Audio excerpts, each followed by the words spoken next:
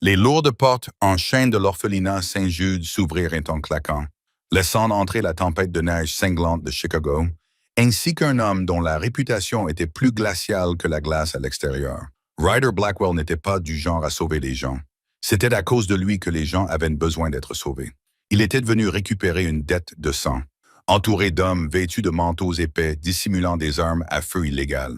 Mais au milieu du silence terrifié du grand hall, une petite voix tremblante vint percer la tension pesante. « Êtes-vous venu me chercher ?» murmura-t-elle. Le chef de syndicat le plus redouté du Midwest s'arrêta net, et en l'espace d'un battement de cœur, ce monstre impitoyable fit quelque chose qui allait bouleverser à jamais le monde du crime. L'air à l'intérieur du foyer pour enfants Saint-Jude avait toujours un goût d'eau de javel et de chou bouilli, un mélange aigre qui s'incrustait au plus profond des poumons. Pour Penelope, 7 ans, que tout le monde appelait simplement Penny, c'était la seule odeur qu'elle associait à la maison. Mais Saint Judas n'était pas un foyer. C'était une salle d'attente et Penny attendait depuis très très longtemps. C'était le 2e mardi de décembre, ce qui signifiait que c'était le gala d'hiver. Pour le monde extérieur des riches philanthropes de Chicago, c'était un magnifique événement caritatif où l'on servait du cidre chaud et où l'on jouait de la musique classique au piano. Pour les enfants de Saint Jude's, c'était une vente aux enchères. C'était le jour où les couples fortunés venaient dans leurs costumes sur mesure et leurs manteaux de vison pour parcourir les couloirs à la recherche d'un enfant qui viendrait compléter leur vie parfaite. Penny se tenait au fond de la grande salle, les mains crispées sur un lapin en peluche effiloché auquel il manquait l'oreille gauche. Ses chaussures étaient d'une taille trop petite, lui serrant les orteils à chaque fois qu'elle changeait de position, et sa robe bleue délavée pendait maladroitement sur son corps douloureusement maigre. Elle n'était pas aveugle face à la réalité de sa situation. Elle savait ce que voulaient les futurs parents. Ils voulaient des tout petits turbulents, des nourrissons aux cheveux blonds, ou des garçons plus âgés qui semblaient assez forts pour pratiquer des sports de haut niveau. Ils ne voulaient pas d'une fillette de 7 ans, aux genoux écorchés, aux grands yeux gris hantés, et dont le bégaiement se manifestait dès qu'elle avait peur. « Tiens-toi droite, Penelope », siffla Madame Agatha Higgins, la directrice de l'orphelinat. Madame Higgins était une grande femme sévère, dont le sourire n'atteignait jamais ses yeux froids et calculateurs. Ses doigts s'enfonçaient dans l'épaule de Penny comme des serres, et pour l'amour du ciel cache ses jouets crasseux. « Tu as l'air pathétique. » Penny cacha immédiatement le lapin derrière son dos, la lèvre inférieure tremblante. « Oui, Madame Higgins. » De l'autre côté de la pièce, Monsieur et Madame Harrison, un couple aisé de la Gold Coast, étaient agenouillés devant un petit blond de 5 ans aux yeux brillants nommé Tommy.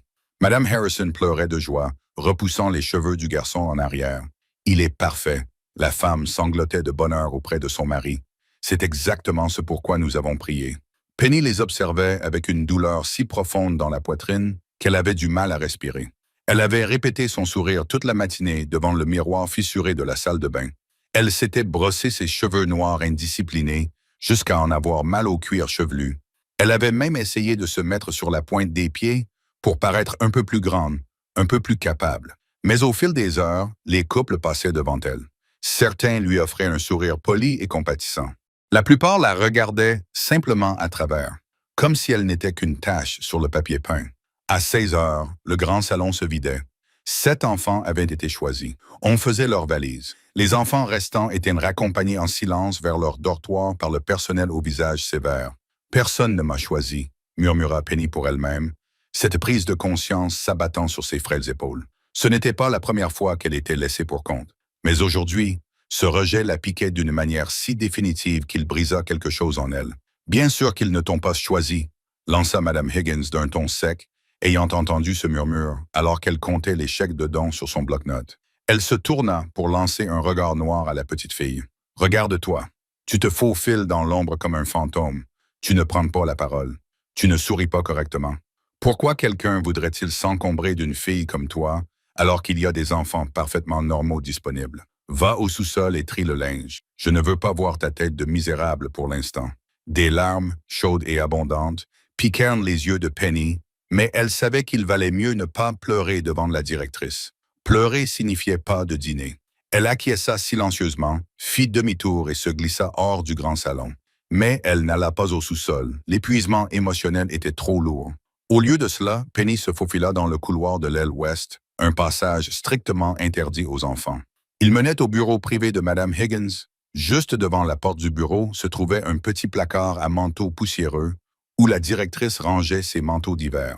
C'était le sanctuaire secret de Penny. Quand le monde devenait trop bruyant, trop cruel ou trop froid, elle se cachait dans l'obscurité, enfouissait son visage dans son lapin en peluche et faisait semblant d'être invisible. Elle se glissa dans le placard, tirant la porte à persienne jusqu'à ce qu'une mince fente de lumière seulement pénètre l'obscurité. S'installant sur le plancher parmi les manteaux imprégnés d'odeur de naphtaline, Penny laissa enfin couler ses larmes. Elle serra ses genoux contre sa poitrine, se balançant légèrement. « Je suis désolée, Barnaby », murmura-t-elle au lapin en peluche, ses larmes imprégnant sa fourrure usée. « J'ai essayé d'être sage. J'ai vraiment essayé, mais personne ne veut de nous. » Elle ferma les yeux, se préparant à rester cachée jusqu'à ce que la cloche du dîner sonne. Mais 10 minutes plus tard, les lourdes portes d'entrée de l'orphelinat ne se contentèrent pas de s'ouvrir. Elles volèrent en éclats vers l'intérieur dans un fracas violent qui fit trembler le plancher sous la cachette de Penny. De lourds pas synchronisés résonnèrent dans le couloir en parquet, marchant avec une détermination terrifiante. Ce n'étaient pas les pas hésitants de futurs parents. C'étaient les bottes d'hommes qui possédaient le sol sur lequel ils marchaient. Penny se figea, le souffle coupé.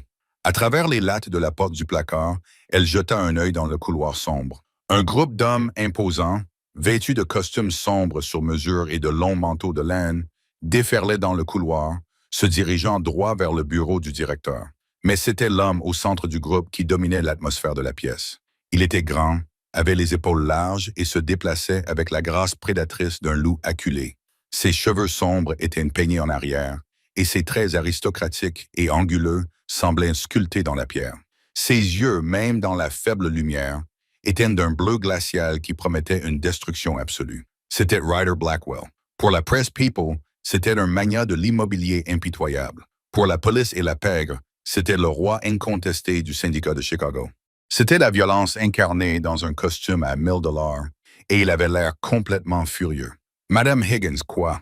La voix de Ryder n'avait pas besoin d'être forte pour faire vibrer les murs. C'était un baryton grave et mortel qui portait en lui la promesse de la violence. La porte du bureau du directeur fut enfoncée d'un coup de pied avant même que Madame Higgins n'ait pu répondre. Depuis sa cachette, Penny plaqua ses deux mains sur sa bouche pour étouffer un cri de surprise. Elle regarda Ryder entrer dans le bureau, suivi d'un homme grand et balafré nommé Ethan, la main droite enfoncée en permanence dans sa veste, où une arme était sans aucun doute glissée dans un étui. « Monsieur Blackwell !» hurla Madame Higgins, le bruit de sa chaise raclant frénétiquement le sol alors qu'elle reculait précipitamment. « Vous ne pouvez pas faire irruption ici comme ça. C'est un établissement respectable. »« Respectable ?» ricana Ryder, le mot dégoulinant de venin.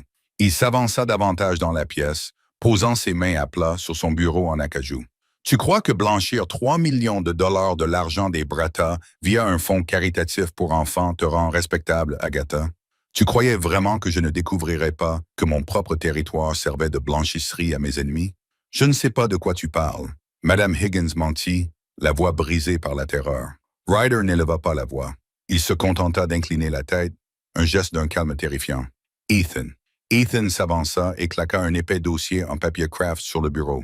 Des relevés bancaires, des numéros de compte offshore et des images de vidéosurveillance de votre mari en train de rencontrer Yuri Vulov. Nous savons tout, Agatha. C'est mon mari qui s'occupait des finances. Je n'en avais aucune idée. Elle pleurait à présent, contrastant fortement avec la femme cruelle qui avait réprimandé Penny à peine 30 minutes plus tôt. « Votre mari, » dit froidement Ryder, « se trouve actuellement dans le coffre d'une voiture très inconfortable, au fond de la rivière Chicago. Et comme il a utilisé cet immeuble comme garantie pour assurer l'apport des Russes, cette propriété m'appartient désormais. » Le cœur de Penny martelait contre ses côtes comme un oiseau pris au piège. Elle ne comprenait pas tous les mots. Bratva, garantie, offshore, mais elle comprenait le danger qui émanait de l'homme au manteau sombre. C'était un monstre, un vrai monstre, tout droit sorti des histoires effrayantes que les grands racontaient après l'extinction des feux. « Vous prenez l'orphelinat, haleta Madame Higgins. Vous ne pouvez pas. Où iront les enfants? »« Je me fiche des enfants, » déclara Ryder, la voix dépourvue de la moindre once d'empathie. « L'État peut les prendre. Je veux que ce bâtiment soit vidé d'ici minuit, sinon je le brûlerai avec vos affaires à l'intérieur. Signez l'acte de transfert. » Ethan fit claquer son stylo et le jeta sur le bureau. Dans le placard, Penny tremblait si violemment qu'elle heurta un lourd porte-parapluie en laiton. Clac! Le bruit était infime, mais pour des hommes entraînés à entendre le clic d'une sécurité à l'autre bout d'une pièce, c'était une sirène. Instantanément, Ryder s'arrêta. Ethan et un autre garde du corps se tournèrent vers le couloir, les armes dégainées dans un éclair d'acier bleué. « On a une balance », murmura Ethan en sortant du bureau et en pointant son arme droit vers les portes à persiennes du placard à manteau. Penny ferma les yeux de toutes ses forces. « S'il vous plaît », pria-t-elle à l'intention de quiconque voulait bien l'entendre. « S'il vous plaît, rendez-moi invisible. »« Ouvre », ordonna Ryder en sortant dans le couloir, les yeux rivés sur le placard. Ethan tendit la main, saisit la poignée en laiton et ouvrit les portes en grand. Penny hurla, un petit cri aigu de terreur absolue, et recula à toute vitesse jusqu'à ce que son dos heurte le mur en plâtre du placard. Elle se recroquevilla en boule, serrant son lapin comme un bouclier au-dessus de sa tête, attendant le coup de feu, attendant que le monstre la frappe. Mais le coup de feu ne vint jamais. Au lieu de cela, le silence étouffant revint. Ethan baissa lentement son arme, l'air complètement déconcerté. Il jeta un coup d'œil à son patron. « C'est une gamine, Ryder. » Ryder s'avança, son imposante silhouette masquant la lumière du couloir. Il baissa les yeux vers le placard poussiéreux. Là, recroquevillée parmi les ourlettes des manteaux d'hiver, se trouvait la créature la plus petite et la plus pitoyable qu'il eût jamais vue. Elle tremblait si fort que ses dents claquaient, ses grands yeux gris écarquillés, avec une peur si pure qu'elle fit inexplicablement se nouer l'estomac de Ryder. Il avait déjà vu la peur. Elle le nourrissait. Il la maîtrisait. Mais la terreur dans les yeux de cet enfant n'était pas seulement la peur d'une arme. C'était la peur vide et épuisée d'une créature qui avait été malmenée par le monde depuis le jour de sa naissance. « Qu'est-ce que tu fais là-dedans » demanda Ryder. Sa voix, habituellement une arme, s'adoucit involontairement. Penny baissa lentement le lapin. Elle regarda cet homme gigantesque, observant sa mâchoire anguleuse, sa barbe naissante sombre, son manteau coûteux et ses yeux bleus froids. Elle ne voyait pas le parrain de la mafia. Dans son esprit de fillette de 7 ans, épuisée et accablée de chagrin, elle ne voyait qu'un homme en costume venu à l'orphelinat le jour de la fête. Elle le déglutit péniblement, son bégaiement revenant en force au passu. « Ah, ah, tu es venu me choisir? » Ethan eut le souffle coupé. Derrière eux, Madame Higgins eut le souffle coupé. Ryder se figea. La question le frappa avec la force d'un coup physique. « Te choisir ?» répéta-t-il, le front plissé de confusion. « Pour l'adoption, murmura Penny, une nouvelle larme traçant un sillon dans la poussière sur sa joue. Personne ne m'a choisi aujourd'hui.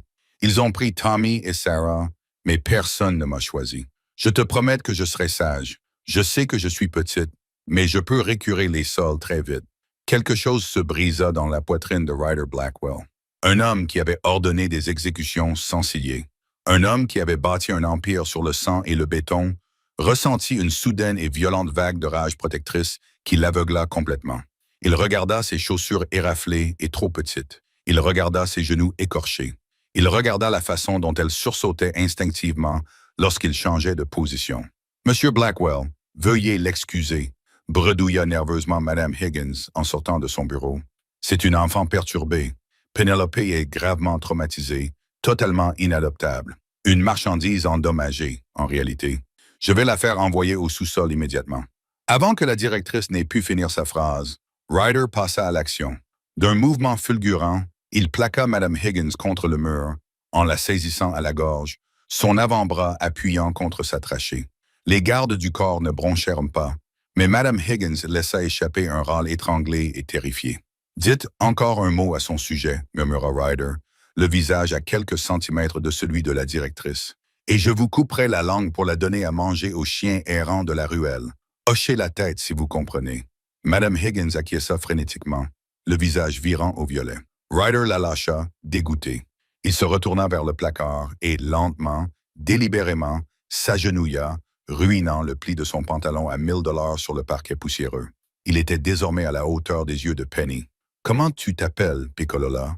demanda-t-il doucement. « Penny » balbutia-t-elle. Ryder tendit une main massive et quelleuse. Il ne la pressa pas. Il attendit. « Je m'appelle Ryder. Je vais te sortir d'ici, Penny, mais tu dois me prendre la main. » Ethan s'avança, la panique dans les yeux. « Ryder, patron, qu'est-ce que tu fais? On n'est pas une association caritative. On dirige un syndicat. Tu ne peux pas emmener une gamine. Je viens de le faire, » dit Ryder sans détourner les yeux de Penny. Ethan, Va chercher les papiers de transfert de tutelle dans le bureau de cette femme. Force-la à les signer, pas en tant que pupille de l'État. Elle me cède Penelope de façon permanente. Ryder, les aspects juridiques. Je tiens les juges de cette ville à ma merci. Ethan, fais en sorte que ça se fasse. Aboya Ryder avant de reporter son attention sur la jeune fille tremblante. Son regard s'adoucit instantanément. Personne ne t'abandonnera plus jamais, Penny. Je le jure sur ma vie. Penny regarda sa main tendue. Elle était assez grande pour écraser la sienne, mais en plongeant son regard dans ses yeux bleus glaciers, elle ne vit plus le monstre. Elle vit une ancre dans la tempête. Lentement, timidement, ses petits doigts se tendirent et se posèrent dans sa paume. La main de Ryder se referma doucement sur la sienne, l'enveloppant complètement de chaleur. Il se leva, la soulevant sans effort dans ses bras comme si elle ne pesait pas plus qu'une plume. Penny eut le souffle coupé, enfouissant instinctivement son visage dans le creux de son cou, ses petits bras s'enroulant autour de ses larges épaules. L'homme le plus redouté de Chicago fit demi-tour, emportant l'orpheline oubliée hors de l'obscurité vers un monde qu'elle ne pouvait pas comprendre. Le trajet jusqu'au domaine Blackwell à Wetka s'effectua dans un silence absolu. L'intérieur du SUV blindé était caverneux, embaumant le cuir raffiné et l'eau de Cologne coûteuse. Penny était assise, solidement attachée sur la banquette arrière, pratiquement engloutie par l'énorme fauteuil de commandant. Elle gardait les yeux rivés sur la vitre, regardant les rues enneigées et éclairées au néon de Chicago s'effondrer dans les avenues tentaculaires bordées d'arbres des banlieues ultra-riches. Ryder était assis en face d'elle, ses longues jambes allongées, un ordinateur portable ouvert posé sur ses genoux. Pourtant, ses yeux ne quittaient que rarement l'écran. Ils étaient rivés sur la petite fille qui tremblait malgré le chauffage de la voiture. Il n'avait aucune idée de ce qu'il venait de faire. C'était un parrain de la mafia de 34 ans, avec des ennemis tapis dans chaque ombre. Sa vie était faite de balles, de trahisons et d'argent sale. Faire entrer une enfant de 7 ans dans son monde n'était pas seulement irresponsable. C'était une vulnérabilité stupéfiante. Mais chaque fois qu'il songeait à l'envoyer dans un pensionnat convenable ou à lui trouver une famille légitime, il se rappelait le regard terrifiant de résignation dans ses yeux gris lorsqu'elle lui avait demandé s'il était là pour la chercher. Il ne pouvait pas la laisser partir. Cette décision défiait toute logique, mais Ryder Blackwell n'avait pas survécu à la pègre en ignorant son instinct. Sa place était désormais auprès de lui. Le SUV franchit une imposante grille de sécurité en fer forgé et remonta une longue allée enneigée jusqu'à s'arrêter devant un vaste manoir de pierre de style gothique. On aurait dit un château. Pour Penny, cela ressemblait à un décor de conte de fées, mais en bien plus sombre et infiniment plus intimidant. Lorsque les portières de la voiture s'ouvrirent, le vent glacial se mit à hurler. Ryder n'attendit pas ses hommes. Il se pencha, détacha Penny et la souleva dans ses bras, protégeant son petit corps du vent avec les revers de son épais manteau de laine. Il la porta jusqu'en haut des marches et franchit les grandes portes doubles. Le hall d'entrée était un chef-d'œuvre de marbre noir, d'escaliers majestueux et de lustres anciens. Au centre du hall attendait Martha Gable, la gouvernante de longue date de Ryder. C'était une femme sévère et pragmatique d'une 60aine d'années qui avait soigné des blessures par balles et nettoyé du sang sur des tapis sans jamais poser de questions. Mais lorsque Ryder entra, portant une petite fille terrifiée serrant contre elle une peluche en lambeaux, Martha resta bouche bée. « Monsieur Blackwell » souffla Martha en s'essuyant les mains sur son tablier. « Mais qu'est-ce que c'est que ça? »« Voici Penelope » annonça Ryder, sa voix résonnant sur les murs de marbre. « Elle vit ici désormais. C'est ma pupille. » Un silence pesant s'abattit sur le hall d'entrée. Jackson, le chef de la sécurité du domaine, sortit de l'ombre, une mitraillette en bandoulière, fixant l'enfant comme si elle était une espèce extraterrestre. « Monsieur » commença Jackson avec prudence, « l'équipe de Castellano se dirige vers nos ports du sud. Nous sommes en état d'alerte maximale. Ce n'est pas un environnement sûr pour une... Tu crois que je ne connais pas l'état de mon propre empire, Jackson? » La voix de Ryder était dangereusement grave.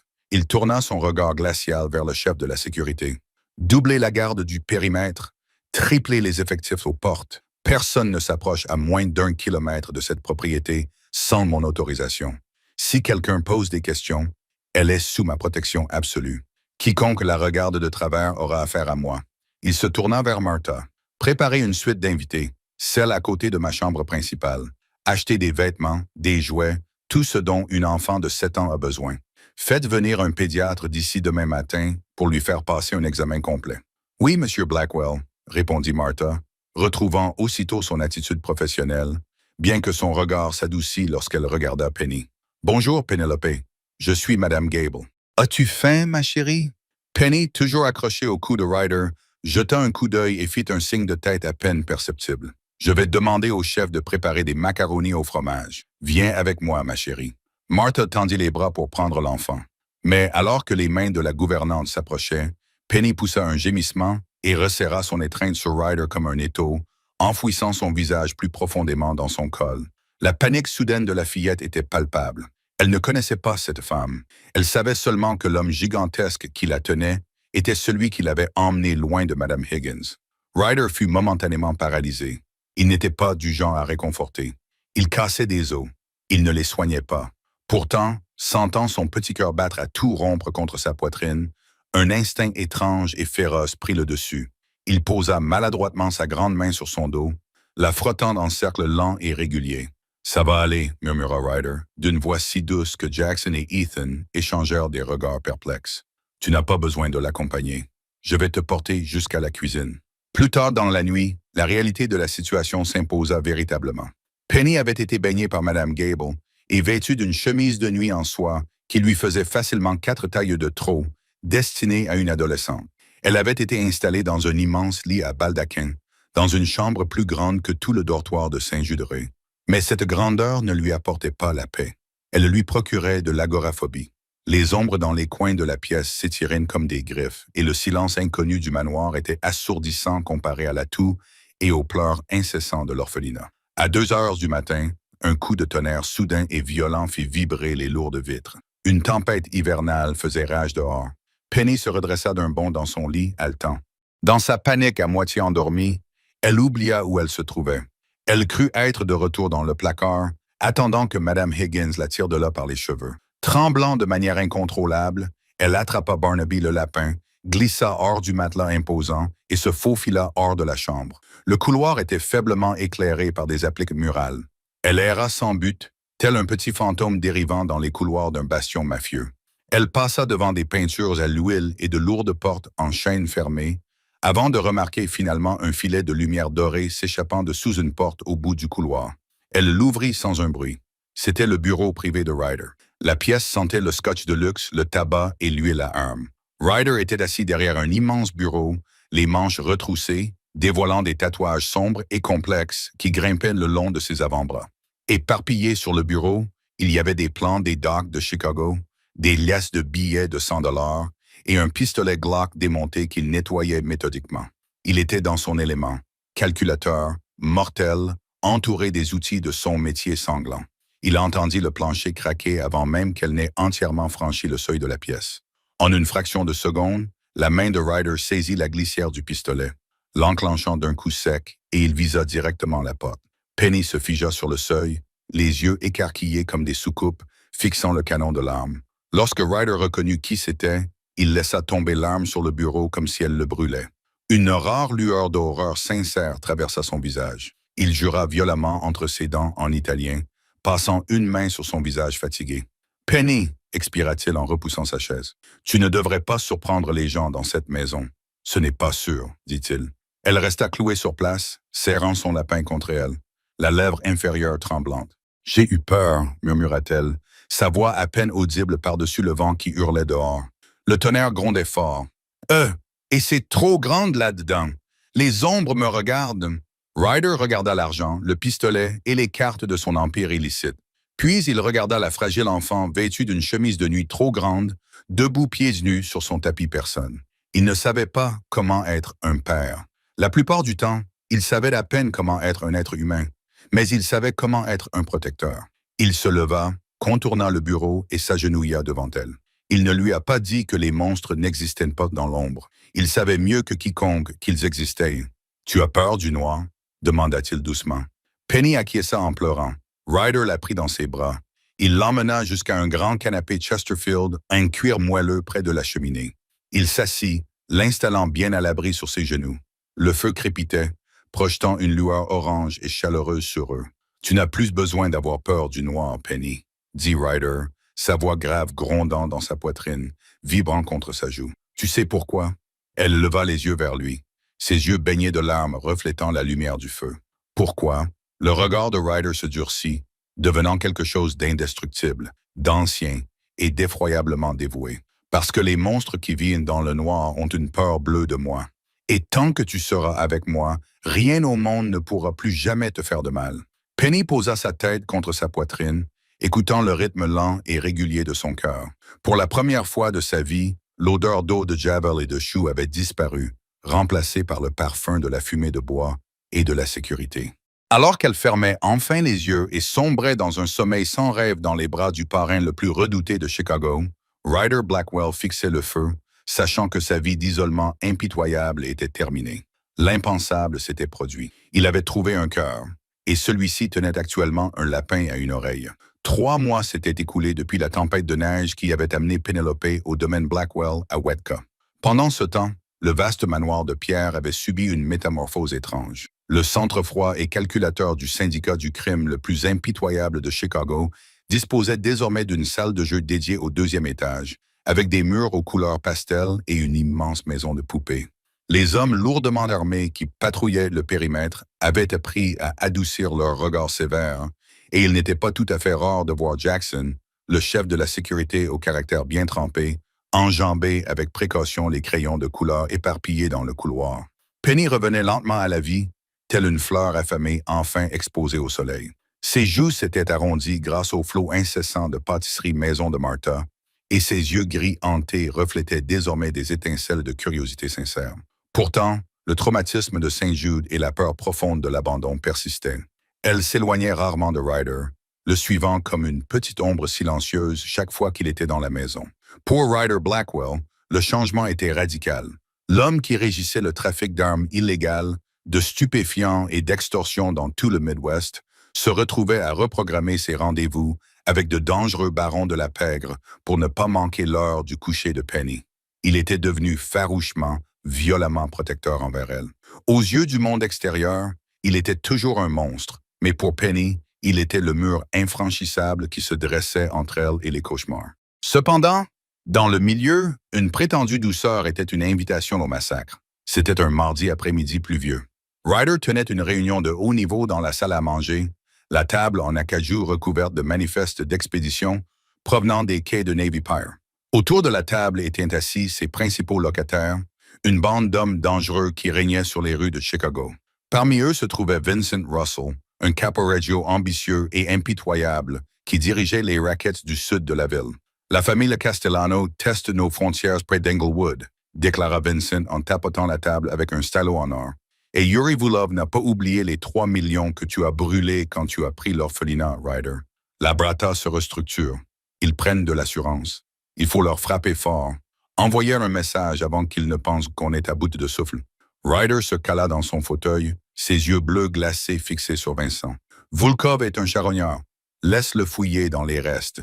S'il met un pied dans notre territoire, je ferai envoyer sa tête par la poste à Moscou. D'ici là, tiens bon. Pas de guerre non provoquée. Vincent serra les mâchoires. Avec tout le respect que je te dois, patron.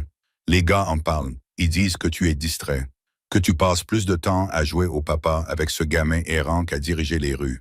Vous nous rendez vulnérables. La température dans la pièce chuta brusquement. Ethan, debout près de la porte, posa instinctivement la main sur son arme de poing. Ryder ne cria pas. Il ne cligna même pas des yeux. Il se pencha simplement en avant, posant ses coudes sur la table, l'air autour de lui crépitant d'une énergie soudainement mortelle. « Vincent, » murmura Ryder, sa voix tranchant le silence pesant comme un rasoir. « Si jamais tu oses encore qualifier ma fille de vagabonde, je t'arracherai personnellement la langue et te la ferai avaler. Je suis parfaitement concentré. »« Tu me comprends ?»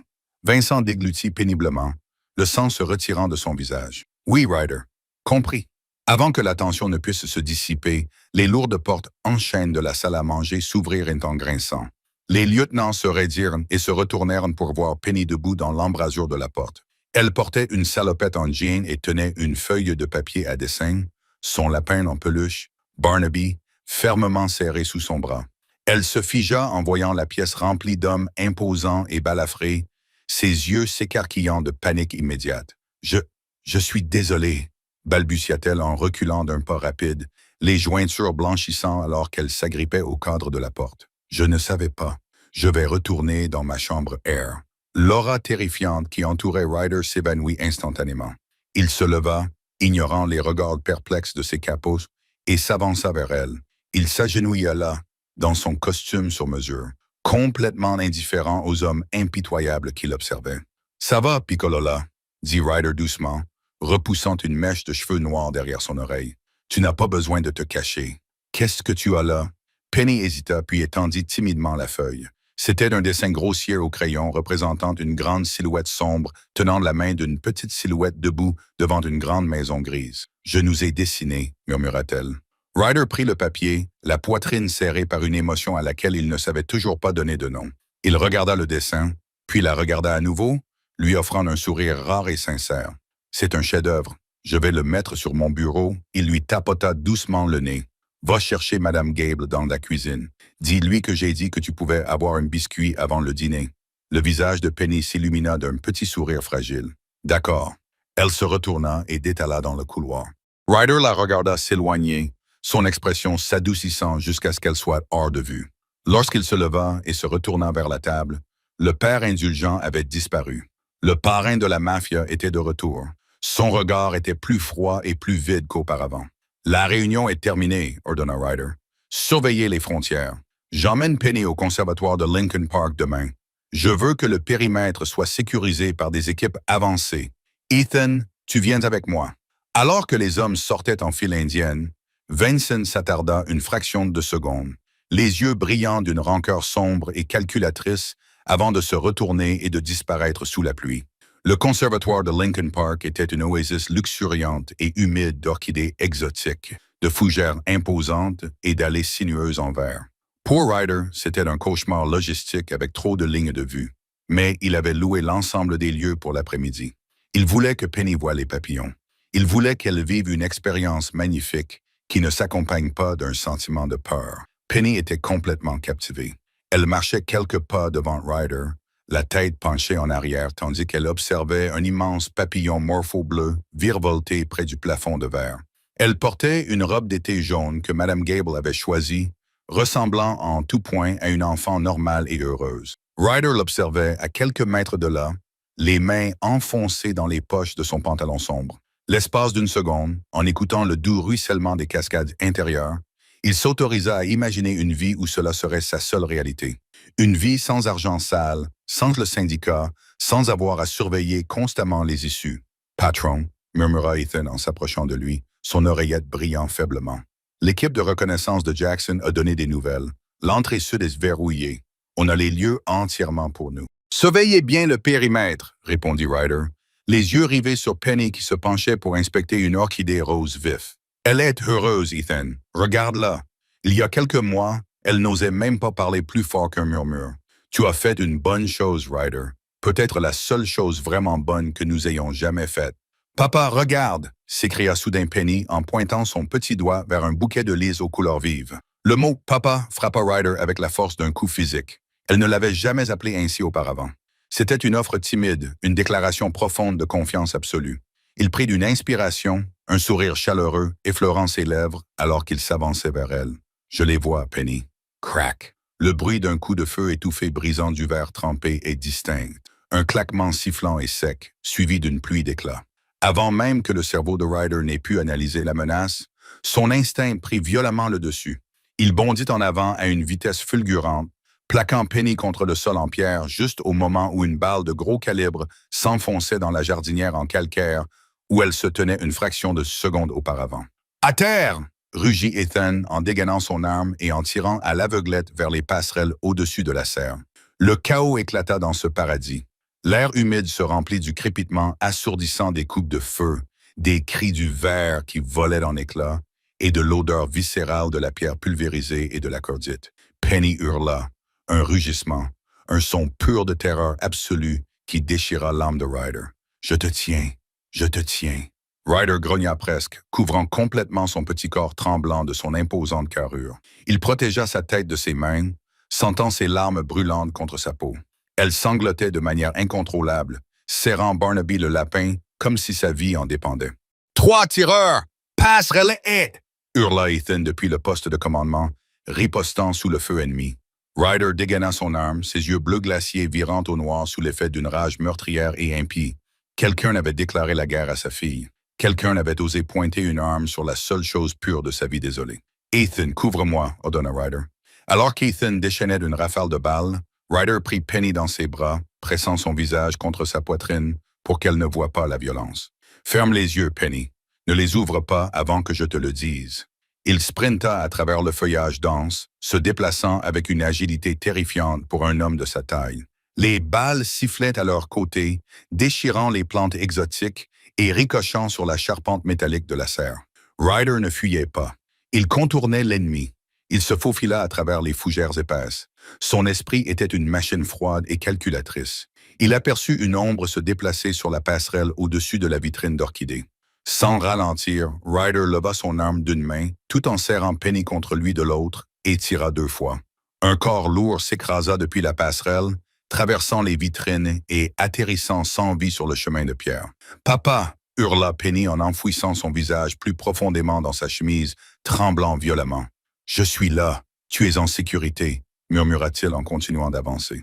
Jackson et l'équipe de sécurité extérieure finirent par enfoncer les portes, lourdement armés et criant des ordres tactiques. Les 2 assassins restants, réalisant qu'ils étaient en infériorité numérique, tentèrent de s'enfuir par la sortie de service. Les hommes de Jackson les abattirent sous une pluie de balles avant qu'ils n'aient parcouru 3 mètres. La serre devint silencieuse, à l'exception du bruit de l'eau qui s'écoulait des tuyaux d'irrigation sectionnés et des sanglots frénétiques et haletants de Penny. Ryder tomba à genoux derrière une lourde fontaine en pierre, adossant son dos contre le béton froid. Il attira Penny sur ses genoux, l'enlaçant fermement de ses 2 bras. « C'est fini », murmura-t-il avec force, couvrant ses cheveux noirs de baisers. « C'est fini, Piccolola. Je te tiens. Ils sont partis. » Ethan accourut, son costume couvert de poussière et d'éclats de verre, son arme toujours à la main. Il regarda les hommes morts éparpillés parmi les fleurs. « Des Russes !» cracha-t-il en vérifiant le pouls de l'assassin que Ryder avait abattu. « La Bratva nous a attaqués. C'est Yuri Volkov qui les a envoyés. » Ryder serra la mâchoire si fort que ses dents menaçaient de craquer. Il berça doucement Penny, essayant d'apaiser sa respiration saccadée. « Comment savait-il que nous étions ici, Ethan? » C'était une location privée, hors des registres. Seul le cercle restreint connaissait cet endroit. Ethan se figea, réalisant soudain la situation. Il s'agenouilla à côté de l'assassin mort et commença à fouiller ses poches. Il en sortit un téléphone jetable crypté. L'écran était fissuré, mais l'appareil fonctionnait encore. Ethan tapa sur l'écran et regarda le dernier message reçu. Son visage pâlit. Il tendit le téléphone à Ryder. Le message disait « Le conservatoire de Lincoln Park. Il a la fillette avec lui. Il n'est pas protégé. Fais-le maintenant. » « Vincent », murmura Ryder, le nom ayant un goût de cendre dans sa bouche. Son propre capot. L'un de ses hommes les plus fidèles l'avait trahi au profit des Russes parce qu'il pensait que Ryder s'était affaibli. Vincent avait pris pour cible une fillette de 7 ans juste pour s'emparer du pouvoir. Penny leva les yeux vers Ryder, le visage baigné de larmes, ses yeux gris écarquillés par une terreur persistante. « Est-ce qu'ils vont m'emmener encore ?» balbutia-t-elle, ses petites mains agrippées à ses revers. « Est-ce que j'ai fait quelque chose de mal? » L'innocence de sa question brisa la dernière chaîne retenant le monstre qui sommeillait en Ryder Blackwell. Il la regarda, essuyant une trace de saleté sur sa joue d'un pouce d'une douceur remarquable. « Non, ma chérie, » dit Ryder, d'une voix terriblement calme, en contraste total avec le carnage que venait de devenir son esprit. « Tu n'as rien fait de mal. Tu es la meilleure chose qui me soit jamais arrivée, et personne ne t'emmènera jamais. » Il se leva, la serrant fermement contre sa poitrine, et regarda Ethan par-dessus les corps des assassins tombés. Le regard de Ryder était celui d'une pure destruction apocalyptique. Le père protecteur avait disparu, entièrement consumé par le roi impitoyable du syndicat. « Ramène-nous au domaine, verrouille-le !» ordonna Ryder, sa voix résonnant à travers la serre en ruine. « Puis rassemble les hommes, appelez tous les hommes de main fidèles de la ville. »« Qu'est-ce qu'on fait, patron ?» demanda Ethan, bien qu'il connaisse déjà la réponse. Ryder baissa les yeux vers le téléphone jetable, puis regarda vers la ligne d'horizon de Chicago, visible à travers le toit brisé. « On part en guerre, » déclara Ryder froidement. « Je vais réduire la Brata en cendres, et j'arracherai le cœur de Vincent Russell de sa poitrine alors qu'il battra encore. D'ici le lever du soleil, tout le monde dans cette ville saura exactement ce qui arrive quand on menace ma fille. » En moins d'une heure, le domaine Blackwell fut transformé en une forteresse impénétrable. Des projecteurs éclairaient le vaste terrain recouvert de neige et des hommes lourdement armés patrouillaient le périmètre avec des unités cynophiles. À l'intérieur, l'atmosphère était d'une tension suffocante. Ryder porta Penny directement jusqu'à sa chambre, contournant les préparatifs tactiques frénétiques qui se déroulaient dans le hall d'entrée. Il la déposa doucement sur le bord de son immense lit. Elle serrait toujours Barnaby contre elle, ses petits doigts entièrement blanchis, ses yeux gris fixant le mur d'un regard vide. Le traumatisme de la véranda avait forcé son esprit à se réfugier dans une coquille protectrice. « Penny », dit Ryder doucement, s'accroupissant devant elle. Il tendit la main, ses grandes mains calleuses enveloppant les siennes. « Regarde-moi, Piccolola. » Lentement, son regard se porta sur son visage. « Je dois sortir un petit moment, » lui dit-il d'une voix ferme et rassurante. « Madame Gable va rester assise ici avec toi. Jackson et 20 de mes meilleurs hommes se tiennent juste devant ta porte. L'endroit le plus sûr au monde ce soir, c'est cette chambre. « Tu vas les punir ?» murmura-t-elle d'une voix à peine audible. « Les méchants, » répondit Ryder, ses yeux bleus glaciers s'assombrissant, le chef de syndicat impitoyable refaisant surface sous le masque du père attentionné. « Oui, je vais m'assurer que personne ne te regarde plus jamais avec une arme. » Il embrassa son front, s'attardant un instant pour graver dans sa mémoire le sentiment de sa confiance absolue. « Je serai de retour avant que tu ne te réveilles. Je te le promets. » Lorsque Ryder descendit le grand escalier, il n'était plus un père.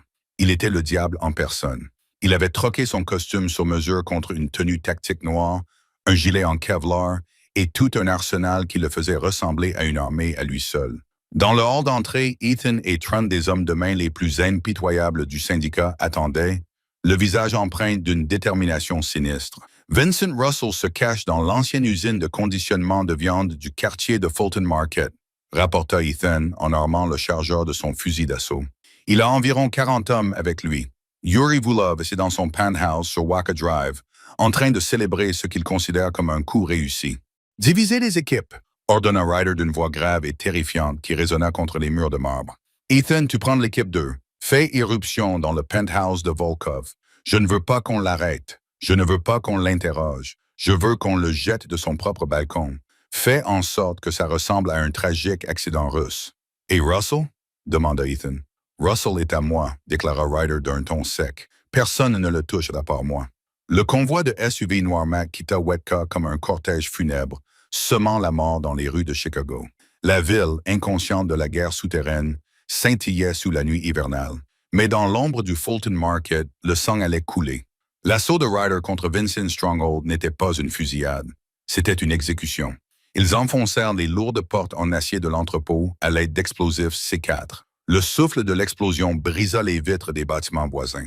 Avant même que la fumée ne se dissipe, Ryder se frayait un chemin à travers les débris. C'était un fantôme de violence, son arme étant le prolongement de sa propre colère. Les hommes de Vincent, des criminels endurcis qui avaient survécu des années dans la rue, rompirent les rangs et s'enfuirent lorsqu'ils virent le regard de Ryder. Ils ne se contentaient pas de tirer pour tuer. Ils se déplaçaient avec une précision mécanique et prédatrice qui ne laissait aucune chance. Il se fraya un chemin à travers le labyrinthe glaçant de crochets à viande suspendus et de congélateurs industriels, laissant derrière lui une traînée de corps brisés. Finalement, il atteignit le bureau du fond.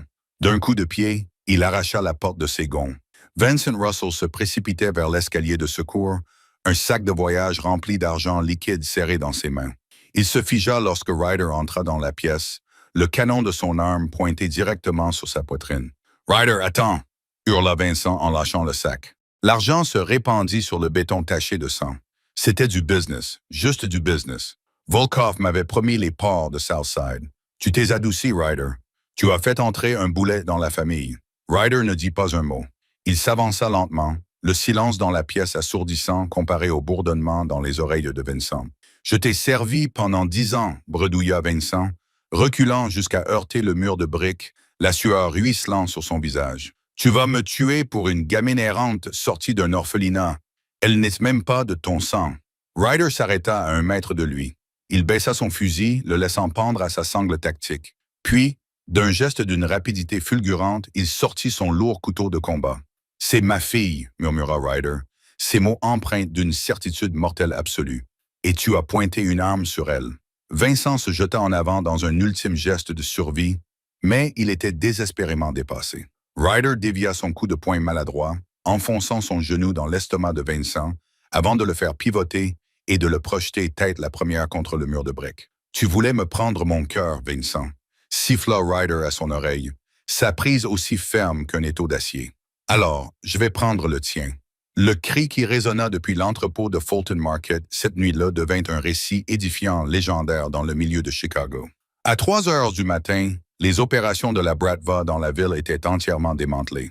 Yuri Volkov avait fait une chute mortelle de 70 étages sur Waka Drive et le corps sans vie de Vincent Russell avait été laissé suspendu à un crochet à viande, tel un monument macabre à la colère de Ryder Blackwell. Le message envoyé aux 5 familles, au cartel et aux gangs de rue fut compris de tous. Le roi de Chicago n'était pas un tendre. Il était plus dangereux que jamais, et la petite fille tenant le lapin en peluche était totalement intouchable. L'aube se levait sur le lac Michigan, projetant une douce teinte rose dorée à l'horizon, lorsque Ryder revint enfin au domaine Wetka. La maison était d'un calme de plomb. Il se dirigea directement vers la salle de bain principale, se débarrassa de son équipement tactique et jeta ses vêtements maculés de sang dans la goulotte de l'incinérateur. Il resta debout sous le jet brûlant de la douche pendant près d'1 heure, se frottant méthodiquement la peau avec du savon de lave épais jusqu'à ce qu'elle soit à vif et rouge. Il regarda l'eau tourbillonner dans le siphon, emportant les vestiges physiques du monstre, priant pour que la violence de la nuit n'infecte pas d'une manière ou d'une autre l'air pur de sa maison. Lorsqu'il sortit enfin, vêtu d'un pull en cachemire propre et doux et d'un pantalon de survêtement sombre, il avait l'air complètement épuisé.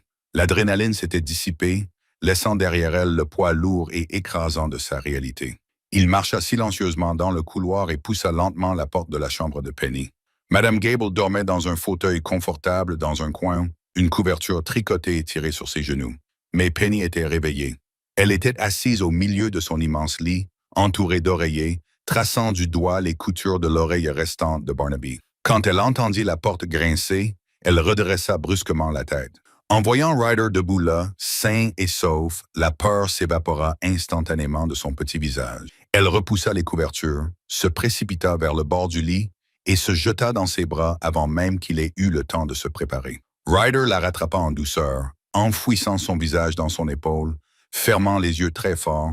Il respira le parfum de son shampoing à la lavande, un contraste saisissant et magnifique avec le cuivre et la cordite qui avait rempli ses poumons quelques heures à peine auparavant. « Tu es revenu », murmura-t-elle contre son cou. « Je t'avais dit que je reviendrais », murmura-t-il, l'apportant vers la grande baie vitrée qui donnait sur les jardins enneigés.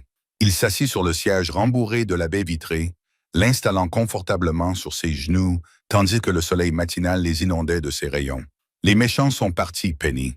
Ils ne reviendront jamais. Tu n'auras plus jamais à regarder par-dessus ton épaule. » Penny posa sa tête contre sa poitrine, écoutant les battements de son cœur. « J'avais peur, » admit-elle doucement. « Mais ensuite, je me suis souvenu de ce que tu avais dit à propos des monstres dans le noir. » Ryder esquissa un sourire, son pouce caressant doucement son bras. « Bien. » Il plongea la main dans la poche de son pull et en sortit un épais document juridique plié. Il avait fait appel à toutes ses relations, soudoyé 3 fonctionnaires municipaux et menacé physiquement un sénateur d'État pour accélérer le processus en un temps record. Il lui tendit le lourd papier parchemin. « Qu'est-ce que c'est ?» demanda-t-elle en regardant le jargon juridique complexe, les sceaux dorés et la signature en gras de l'honorable juge William T. Montgomery au bas du document. « Quand je t'ai emmené de Saint-Judéas, je t'ai dit que tu étais à moi, » expliqua Ryder, la voix chargée d'une émotion qu'il ne pouvait plus réprimer. « Mais je voulais que le monde entier le sache. Je voulais que ce soit réel, permanent et totalement indestructible. » Penny baissa les yeux vers le document. Elle était précoce pour son âge. Ses yeux parcouraient les lettres en gras près du haut. Certificat d'adoption définitive. « Cela signifie, » poursuivit Ryder, la voix légèrement brisée, « que tu n'es plus une orpheline. Cela signifie que tu n'es pas une invitée dans cette maison. Tu es ma fille pour toujours. » Penny eut le souffle coupé, ses grands yeux gris se remplirent de nouvelles larmes. Mais cette fois, elles n'étaient pas nées de la terreur ou de l'abandon. C'étaient des larmes de soulagement profond et irrésistible. Elle regarda la ligne vierge au bas de la page, destinée au nouveau nom légalement reconnu de l'enfant. Ryder sortit un stylo argenté de sa poche et le lui tendit. « Sais-tu écrire ton nouveau nom, Piccolo? » Penny prit le stylo de ses doigts tremblants. Elle l'appuya sur le papier et, d'un trait soigneux et réfléchi, écrivit Penelope Blackwell. Elle fixa les lettres pendant un long moment, laissant la réalité de l'encre s'imprégner dans son âme. Elle appartenait à quelqu'un. Elle avait été choisie. Elle laissa tomber le stylo, enroula ses bras étroitement autour du cou de Ryder et enfouit son visage contre sa clavicule, pleurant doucement dans son pouls. « Merci, papa. Merci de m'avoir choisi. » Ryder l'enlaça, la serrant plus fort qu'il n'avait jamais serré quoi que ce soit de toute sa vie. Il regarda par la fenêtre le soleil levant, sentant les derniers vestiges de froideur de son cœur isolé et impitoyable fondre complètement. « Non, Penny, » murmura-t-il dans ses cheveux, « c'est toi qui m'as choisi. » L'héritage terrifiant de Ryder Blackwell fut à jamais transformé, non pas par les balles qu'il avait tirées ou les empires qu'il avait démantelés, mais par une fillette de 7 ans qui bégayait et tenait un lapin à une oreille. Dans le monde impitoyable du syndicat de Chicago, où le pouvoir se mesurait en sang et en peur, Ryder trouva sa véritable force dans l'amour fragile et inconditionnel de sa fille adoptive. Le monstre que craignait la pègre devint le bouclier dont Pénélope avait désespérément besoin, tandis qu'elle devint à son tour la lumière qui le guida hors des ténèbres. Leur lien a prouvé que même les âmes les plus endurcies et les plus violentes sont capables d'une profonde rédemption lorsqu'on leur donne une raison de s'attacher. Personne ne m'a choisi. Elle avait autrefois tremblé dans les couloirs glacés d'un orphelinat. Mais au final, l'homme le plus dangereux de la ville ne s'est pas contenté de la choisir. Il a remué ciel et terre et tout le milieu criminel pour lui offrir une